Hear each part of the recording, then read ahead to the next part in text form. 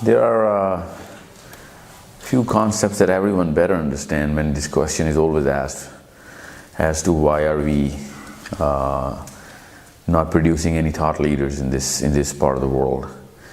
The real quick answer is, and as brief as I can make it, I'll give it to you, that we're all serotonin-based creatures.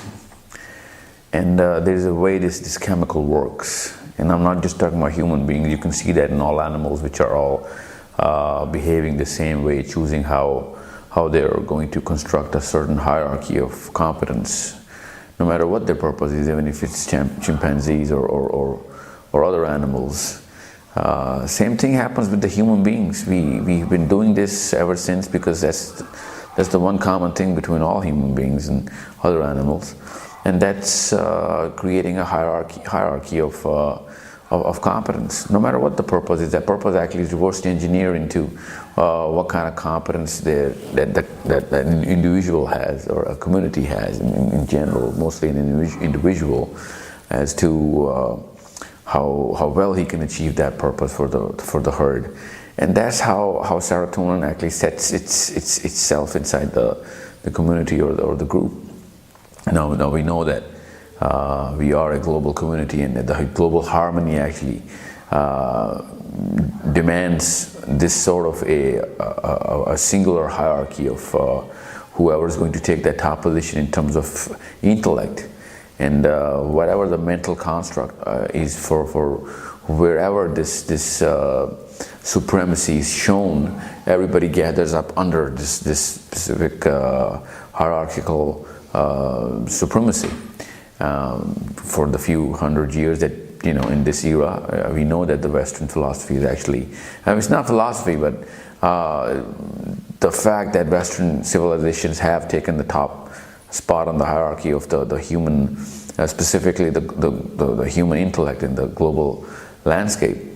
Now, before that, it was someone else. Before the Western civilization, actually the culture that is predominant now, before technology or whenever European scientific supremacy came into being, before that it was the Arabs.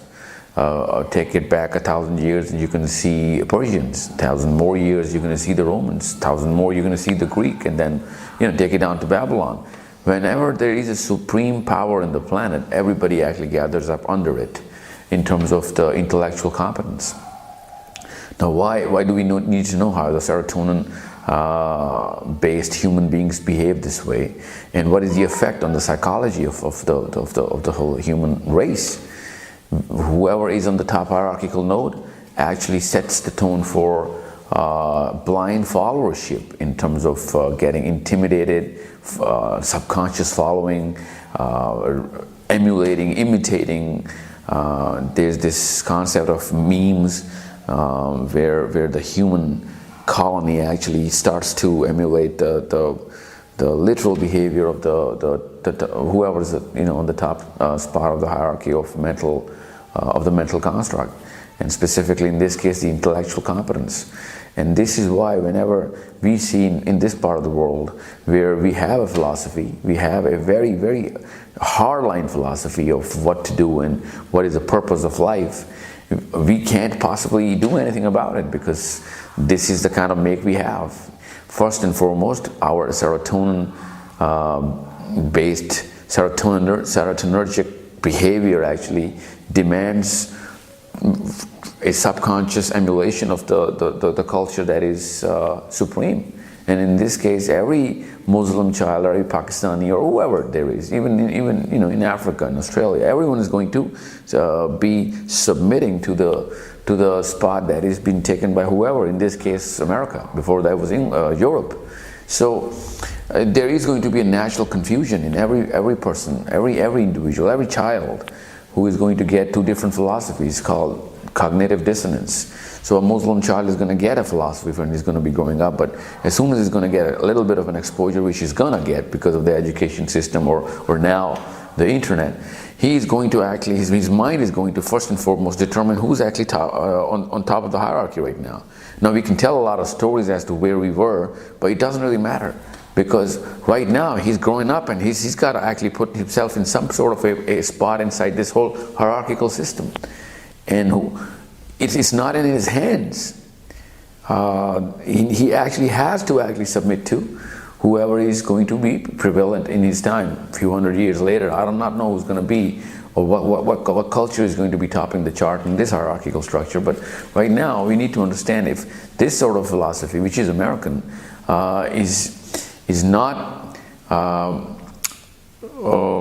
in any way matching the core of the Islamic philosophy, then we will have confused kids, and you'll see atheistic philosophies and Judeo-Christian